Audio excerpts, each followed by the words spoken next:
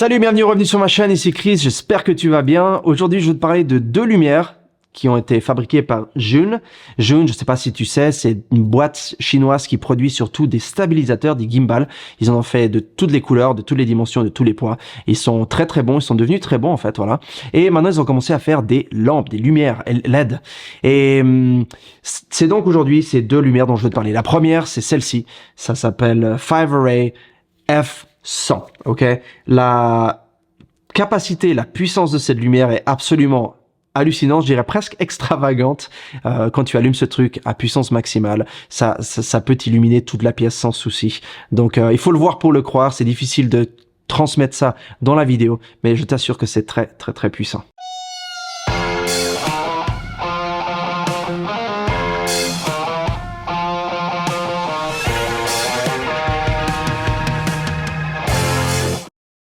La puissance, c'est, comme le nom l'indique, 100 watts et ça produit 20 780 lux à 0,3 mètres de distance, ok? C'est énorme, c'est vraiment énorme et ça peut éclairer beaucoup de choses, ok? Donc tu peux l'utiliser sur un set, tu peux l'utiliser pour t'éclairer pour une vidéo YouTube ou si tu as besoin à l'extérieur d'éclairer quelque chose, tu peux le faire. Cette puissance maximale s'obtient à 4000 degrés Kelvin et il y a une option de boost quand tu appuies ici en haut où ça donne le maximum de la puissance pour cette lumière. Maintenant, Zhiyun dit que tu peux l'utiliser pendant 31 minutes à cette puissance maximale. Alors j'ai fait le test, j'ai mis mon iPhone et j'ai chronométré et je suis arrivé à 29 minutes et 45 secondes. Donc on est vraiment pas loin de ce qu'ils disent des 31 minutes, ce qui est en fait pas mal. Si tu vois la quantité que c'est, 20 780 de lux à 0,3 mètres de distance pour un truc aussi petit, tu te rends compte qu'une demi-heure d'éclairage, c'est vraiment pas mal. Le prochain point, peut-être tu te poses la question, comment est-ce qu'une lumière aussi puissante peut fonctionner sans surchauffer? Et la réponse, c'est que ils ont mis 6 petits ventilateurs ici derrière. Ils ont fabriqué des stabilisateurs pendant presque 8 ans, donc ils ont utilisé des gyroscopes, cette technologie-là, dans le ventilateur d'après la position et d'après la quantité de chaleur qui émane de la lumière, ils s'activent les uns après les autres différemment pour dissiper au mieux possible cette chaleur. Après l'avoir testé pendant une bonne demi-heure, je l'ai touché et il était pas chaud. La lumière était pas chaude, alors que ici c'était un petit peu, on va dire, tiède, mais c'était même pas chaud, où il y a les batteries. Donc ça je trouve c'est absolument bluffant pour une lumière aussi puissante que cette petite lumière portable. En termes de poids, on est à 950 grammes, donc on est juste en dessous du kilo, ce qui la rend aussi très, de nouveau, très bien pour aller à l'extérieur et faire un shoot. Il y a 3 modes, ok? Alors le premier mode c'est CCT, donc où on peut changer la température de la couleur. On peut passer de 2700 Kelvin, qui est une température très chaude, à 6200 Kelvin, qui est une température plutôt froide, et tout ce qu'il y a entre deux. C'est là d'ailleurs qu'on peut obtenir la puissance maximale, comme j'ai dit, à 4000 Kelvin.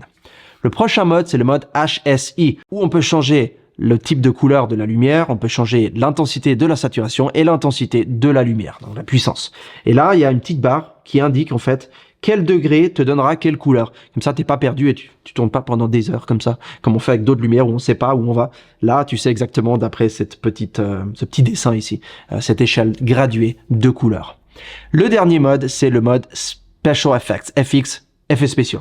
Et ça te permet de faire des effets spéciaux genre le tonnerre, enfin l'éclair, la lumière qui fonctionne pas bien et qui grésille, ou encore, je sais pas, le feu, voilà, quand tu es au bord du feu. Donc ça, c'est des choses qui rendront tes scènes un peu plus intéressantes, un peu plus dynamiques, et qui rendront les scènes un peu plus naturelles.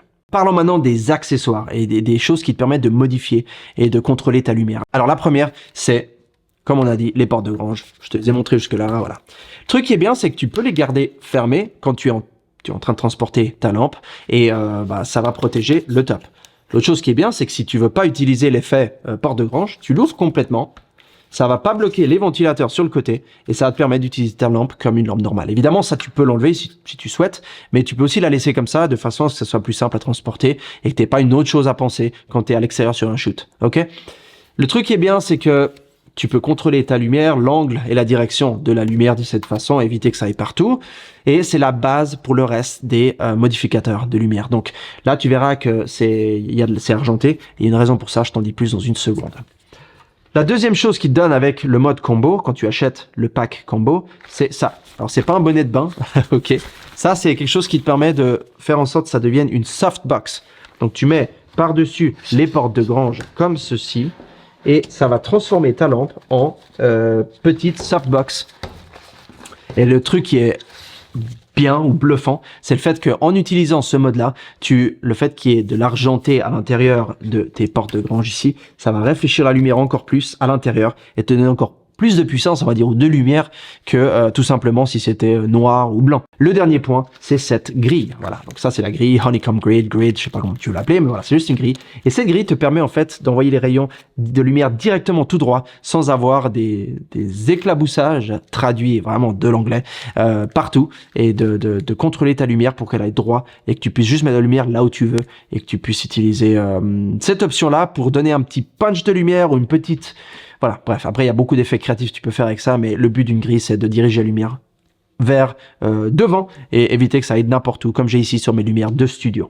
Donc encore une fois, ça tu le mets sur tes portes de grange et ça transforme ta lumière en lumière avec une grille dirigée. Donc tu peux voir que tous ces accessoires qui peuvent, tu vois, être pliés comme ça ou être mis dans la main, tout ça, ça rentre dans la petite pochette qui te donne avec et tu peux le transporter avec toi si tu en as besoin, c'est là. En termes de recharge, tu peux charger dans le mode normal, donc 120 watts ici sur le côté et tu branches à ta prise. Ou la deuxième option, qui est l'option que je préfère, c'est l'USB-C que tu peux brancher à n'importe quel USB-C de façon à charger ta lumière. C'est quelque chose qu'on utilise souvent ces jours-ci et c'est très très pratique. Maintenant, tu peux utiliser cette lumière pendant que tu la charges. C'est encore une fois quelque chose de très bien parce que des fois, t'as plus de jus, puis t'en as besoin, puis t'as oublié de la charger, bah tu branches, tu l'utilises pendant que tu la charges et il te faudra environ 3 heures d'après les différents modes de charge que tu utilises pour charger cette lumière. Le dernier point, c'est la pochette pour le transport. Elle est en gris clair. C'est très moderne, très hip. Je trouve c'est un très joli look. Mais aussi à l'intérieur, ils ont mis du Sagex qui tient tous les différents accessoires à leur place et ça permet de tout transporter sans avoir de risque de casser quoi que ce soit ou d'oublier des choses que tu as besoin avec toi. Donc tout rentre facilement dans cette boîte. Il y a quelques côtés négatifs dont je veux te parler parce que toute vidéo sans côté négatif veut dire que c'est un produit absolument 100% parfait, mais je pense qu'il y a quand même quelques trucs qui ne le sont pas. Alors la première chose, c'est que la petite roulette ici, dont je te parlais tout à l'heure, elle a les modes, ils sont en fait dessus. Donc tu dois cliquer sur la roulette, sur les côtés, pour changer de mode. Donc une chose qui serait bien, c'est de mettre peut-être des boutons en dessous ici qui changent le mode, CCT, spéciaux, HSI, et que la roue soit juste une roue. Comme ça, ils peuvent la rendre un peu plus, tu sais, un peu plus solide et que ça soit plus simple de tourner. Parce que des fois, j'ai pas une bonne prise et ça tourne pas facilement. Donc ça, c'est un truc qui m'a un petit peu ennuyé. Le deuxième point, c'est les effets spéciaux. Alors, comme tu sais, l'éclair n'arrive jamais de la même façon avec le même intervalle et la même puissance au même endroit. Ça change, ça varie tout le temps. C'est très casuel. Et là, les effets, j'ai trouvé qu'ils sont trop répétitifs et exactement la même chose tout le temps. La lumière qui grésille, bah, tu sais jamais quand il y aura de la lumière ou pas.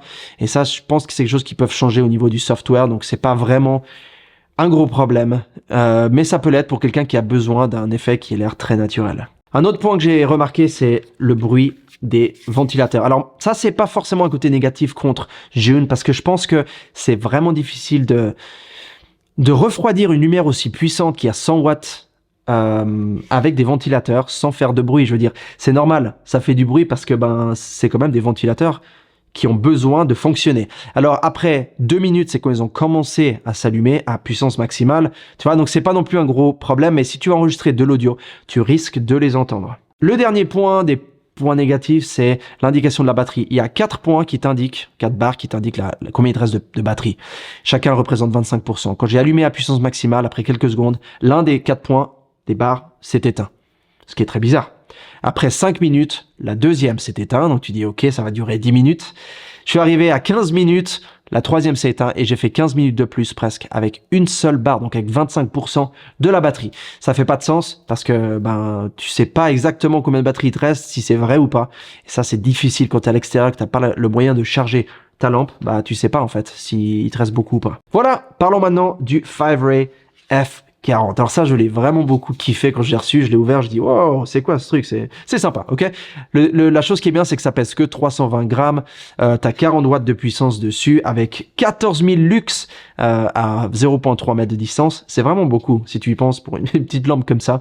Et le fait qu'il y ait, tu vois, cette espèce de petit pied ici qui te permet de l'appuyer sur la table, ou si tu vois, t'as un trou ici pour un trépied, donc tu peux mettre sur n'importe quel trépied, changer l'angle ou mettre sur ici et changer l'angle que tu veux, comme ça. Et ça te protège en même temps ton port USB-C pour la recharge, ainsi que les deux petites roulettes en plastique. Ça évite que tu frappes ou que tu cognes dessus et que ça les casse. Donc voilà, au niveau du design, il est très très bien fait. Il faut environ 1h50 pour charger cette lumière, et tu verras ici derrière qu'il y a 4 petits points qui indiquent la batterie. Dans ce cas précis, la batterie est exactement correcte. Chaque point s'est éteint à environ 7 minutes 30, ce qui correspond à peu près à la durée totale pendant laquelle la lumière était allumée. En parlant de puissance maximale, alors ils disent que tu peux l'utiliser pendant 29 minutes à 4300 Kelvin, puissance maximale. Alors j'ai fait le test, comme pour le 5-Ray F100, et je suis arrivé à 30 minutes et 29 secondes, donc presque 1 minute et demie en plus de ce que eux ils disent que la puissance maximale peut durer. Ce qui veut dire en gros que oui, tu vas obtenir la puissance maximale pour le temps qu'ils te disent, et en termes de refroidissement, il y a de nouveau ce ventilateur intelligent qui s'allume après quelques minutes on va dire, ça va petit à petit, par incrément, et jusqu'à ce qu'il arrive à fond, et là tu l'entends. Mais la vérité, c'est que quand je l'ai touché après une demi-heure, elle était encore assez fraîche, et la batterie était presque tiède. Donc elle était même pas chaude. Voilà. Donc le ventilateur fait du très bon boulot. En termes de température, de nouveau, tu peux aller de 2700 Kelvin jusqu'à 6200, donc de lumière chaude à lumière froide et tout ce qui est entre deux. Le seul point négatif que j'ai trouvé, c'est sur les petites roulettes ici, les écritures sont écrites en blanc sur orange, ce qui fait que s'il n'y a pas de lumière, bah tu vois rien en fait. Et même si tu l'allumes, bah ça te fait un reflet, puis tu n'arrives pas à voir à combien tu es. Donc tu vas prendre ton téléphone ou une autre petite lampe pour regarder. Ce serait bien qu'ils fassent ou du noir sur orange, ou qu'ils mettent quelque chose qui puisse te permettre de lire en fait où est-ce que tu en es. Après, je sais pas avec le temps, à force de tourner, est-ce que cette petite écriture va disparaître? Et puis dans ce cas, bah tu sauras plus à combien tu es en fait. Ça résume ma revue de ces deux lumières de chez Zhun. J'espère que j'ai répondu à toutes les questions que tu avais. Peut-être c'est une lumière pour toi, peut-être pas. Dis-moi dans la section des commentaires ci-dessous si j'ai oublié quelque chose. Mets un thumbs up si la vidéo t'a plu. Abonne-toi si c'est pas déjà fait et je te retrouve comme d'habitude dans ma prochaine vidéo. Continue à faire des belles photos, des belles vidéos et à tout bientôt. Ciao.